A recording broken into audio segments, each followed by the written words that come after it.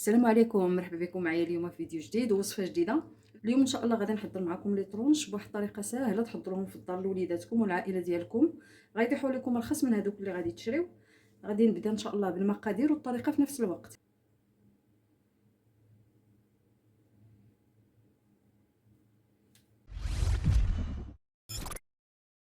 غادي نحتاج لواحد 4 ديال البيضات يكونوا دائما بدرجه حراره المطبخ.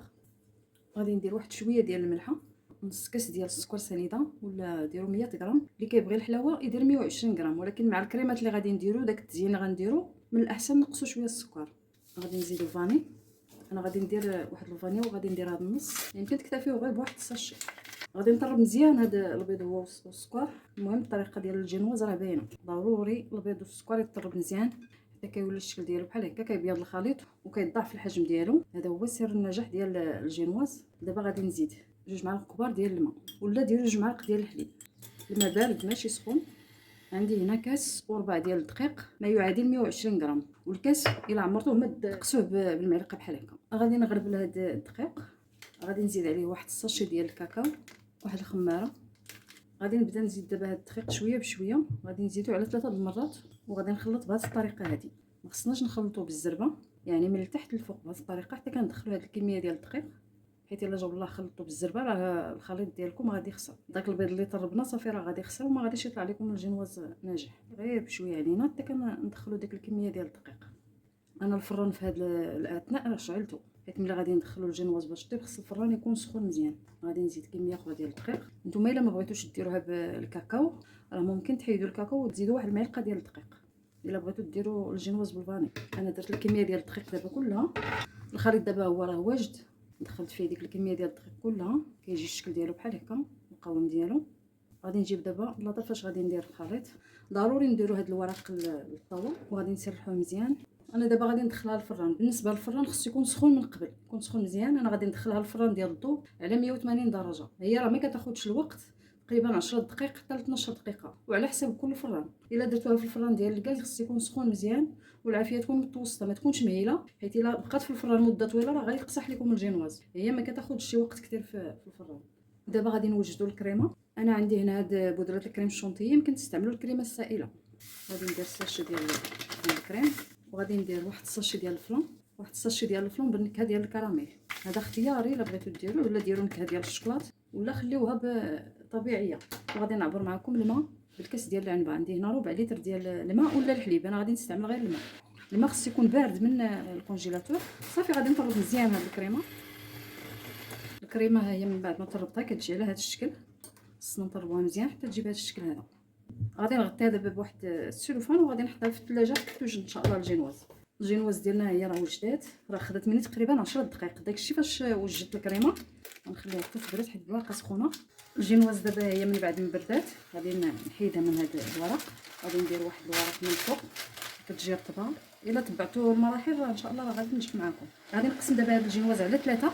انا راه عبرت تقريبا، جاوني فيها 3 ديال القطع، وغادي نقطعهم هكا بالنص. نتوما عبروا مزيان باش يجيوكم مقادين، كيجيو على هذا الشكل. انا نسقيهم بالقهوه. نتوما يمكن ديروا الحليب ولا ديروا اي سيرو بغيتو. القهوه ما درتش لها السكر. غادي نزيد دابا هاد الكريمه اللي طلعنا. من بعد ما درت هاد الطبقه ديال الكريمه غادي ندير طبقه اخرى ديال الجينواز. نحاول نضغطو غير شويه وغادي نزيدو نسقيوها بالقهوه، حيت باش ما سقيناها راه كتجي حلوه هشيشه. بقات لي دابا الطبقه الثالثه اللي غادي ندير، غادي نسقيها حتى هي بالقهوه. غادي نسقيها حتى هي من هاد الواجهه. غادي ندير هاد الواجهه على الكريمه. غادي نغطيها دابا مزيان بالكريمه.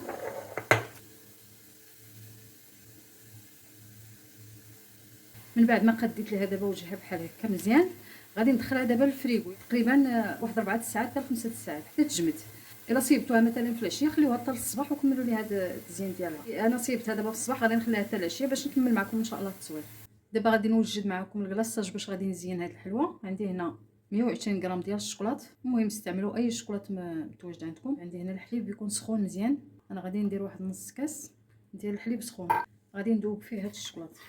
ملي داب ليا الشوكولات في الحليب غادي نزيد فيه واحد المعلقه صغيره ديال الزبده. غادي نحركهم مزيان حتى كتذوب هاد الزبده حتى هي. ملي دابت ليا دابا ديك الزبده في هذا الشوكولات غادي نخليه دابا يبرد شويه عاد باش نزين به ان شاء الله الحلو. الحلوه هي من بعد ما جبدتها من الكونجيلاتور راه خليتها تقريبا واحد 4 ساعات. نتوما خليوها اكثر، مازال ما جمدات مزيان، ولكن بغيت نكمل معكم التصوير. هذا الكلاصاج اللي وجدت حتى هو راه برد، ضروري تخليوه يبرد شويه، ما ديروش هو سخون باش ما يذوبش لكم الكريمه. انا راه درت 120 غرام ديال الشوكولاط، راه باقي شايط عندي.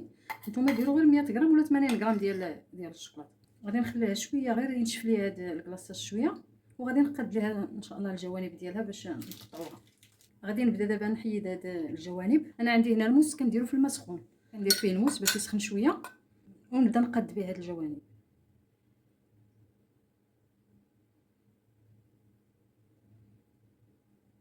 غادي نقطعها دابا لي طرونش، غادي ندير نقطعها على النص. نتوما راه الا خليتوها حتى تجمد شويه راه غادي تساعدكم. انا ما خليتهاش تجمد، وحنا كنخدموا بداكشي اللي متوفر عندنا في الدار صافي. وغادي نحطهم انا هنايا. انا فرشتهم غير هاد الاوراق ديال المادلين. انا بقات عندي هاد شويه ديال الكريمه، هي باش غادي ندير الوريضات هكا من الفوق، وهذه غادي ندير بها وريضات صغار، وغادي نزين بشويه ديال العقيق. عندي هاد العقيق. هذا هو الشكل النهائي ديال لي طرونش اللي وجدت معكم اليوم في الدار. راه كيجيو رائعين وساهلين في التحضير، غير نتوما عطيو ليها شويه ديال الوقت في المجمد ملي غادي تقطعوها باش تجيكم مقاده. راه كتعطينا تبارك الله كميه كثير. انا هادو راه عندي شويه راه كبار، يمكن نقسموهم مازال. الجينواز راه كتجي رطبه. كنتمنى ان شاء الله تعجبكم الوصفه. بالصحه والراحه.